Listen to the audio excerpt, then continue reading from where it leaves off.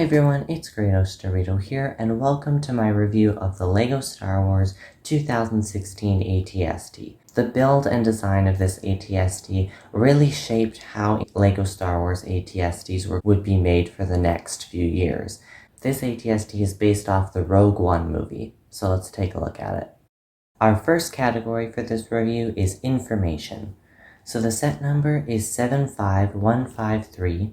It has 449 pieces. When it was available, as it's retired now, it cost $50 in Canada, and it has 3 minifigures.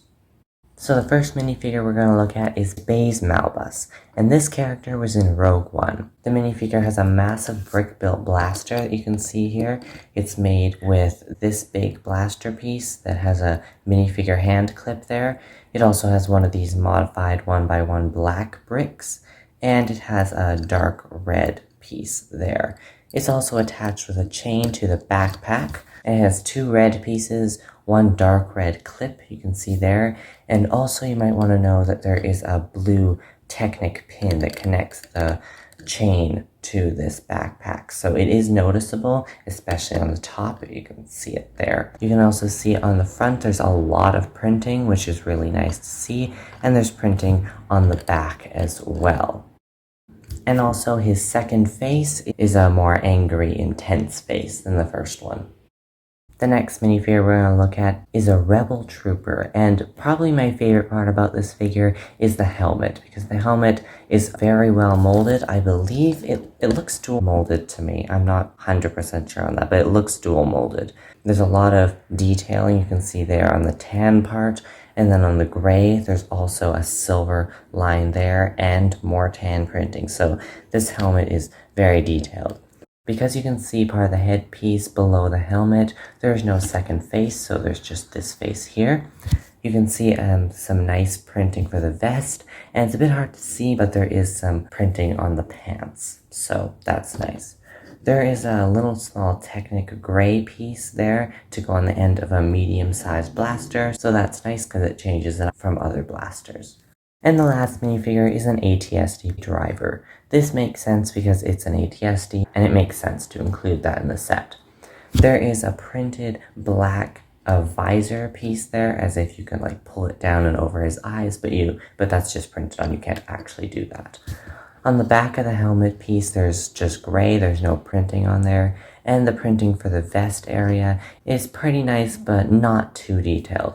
He also has a small blaster in black, and there are 2 faces. Is a bit more serious, and the second one is smiling. They're pretty similar, but it's nice to have some variation.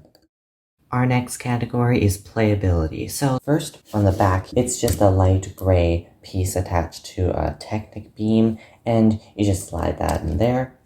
And when you turn it, it's on a ratcheted joint, and it turns the head.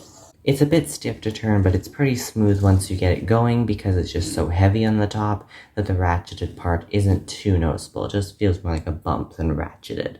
Next, on the head area, there are some blaster pieces that you can move up and down. And those don't actually shoot blaster pieces, but it's nice to have them. Also open this here to reveal the interior. And this has an interesting joint. It's like a 2-joint way, so you can do it here or here. So it's a bit of a strange way of doing it, but it gives you a bit more control over how you close it. There's also a small hatch here to make it more accurate, so you can have a minifigure popping out of here. And lastly, the legs can move on ratcheted joints. So keep in mind that once you move these legs, it's a bit hard to get it to walk. So you can kind of get it in this position, like right here, but you can't put it forward or it'll just tip. So it's a bit hard to get it into a walking pose, but if you want a walking pose, this is probably the best you'll get.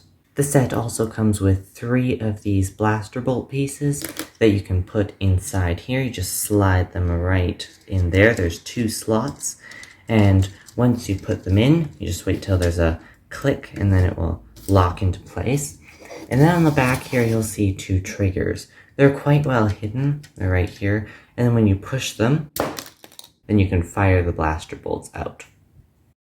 Our next category is interior, and as you can see here by opening the top to reveal a okay interior, there's not much detailing there, but on the bottom it's better. You can see a spot for the blaster There's a nice sticker piece with some controls and 2 windows, which doesn't make sense because the windows are actually here, not on the sticker, but it's nice to have them.